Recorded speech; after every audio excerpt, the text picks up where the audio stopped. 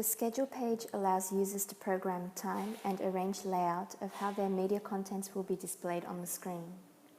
Please note that there can be an unlimited number of programmed schedules, but only one schedule assigned to a player at a time, excluding subschedule.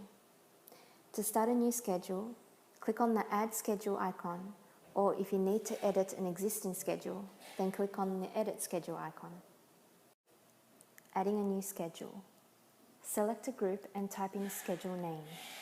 If you would like to add in subschedules so that some of the content is repeated on particular days of the week and time, click the plus icon on the right.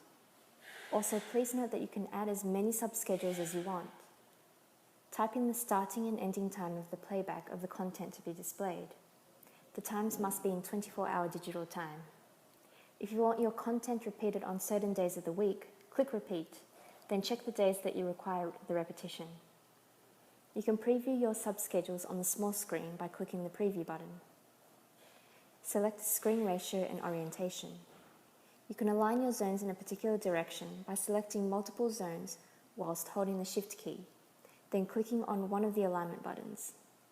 You can also configure zones by clicking and dragging each zone to the desired location or type out coordinates for each zone in the corresponding boxes. The coordinates are within the limits of 1 to 100. You can adjust the size and shape of each zone by clicking on the zone, then dragging the outline connectors to the desired proportion. If you would like a background image or template, you can select Desktop and select a file from the drop-down list. You can alternatively add a web page by clicking HTML, click the plus icon, and select a URL from the drop-down list. Set the number of seconds for it to play back. You can preview the web page by clicking the Preview button. Please note that the schedule setting will allow you to display one video or image, up to 3 additional images, a logo, clock, subtitle, and up to 5 tickers.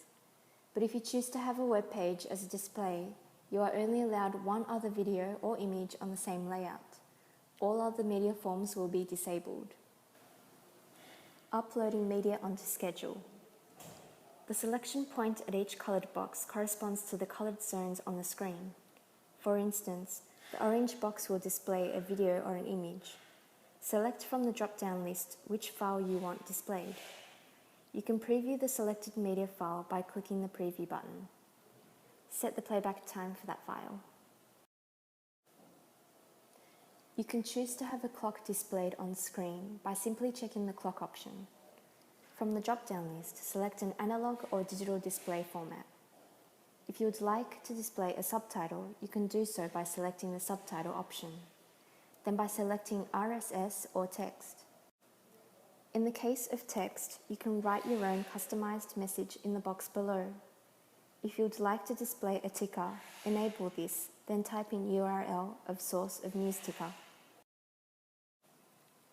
After you have completed your schedule, click the Save button located at the start of your screen. Click the Play button to preview schedule on the small screen located on the right-hand side. Click the transmission icon to send that content onto the player. A screen will pop up confirming the content to be transmitted. Check the numbered boxes that need to be transmitted. Click on the Transmission button to proceed. Management. In the Management page, you'll find 3 tabs: Administrator, Setup Player, and Server Settings. The Administrator page lists all users along with their assigned groups, contact details, and date of registration. For the next step, go into Setup Player. You'll see a page that needs to be filled out with information about the player. Type in the media server address. If you click on the Automatic Media Sync with Server box, it means that the information in the system will automatically synchronize with information in the server. Click on Group Transmission to apply management information to selected groups. Next, type the URL address of the RSS feed. Then select a language, date, time, time zone, and a subtitle if needed. In the Server Settings page, select a preferred language, date format, then click Apply.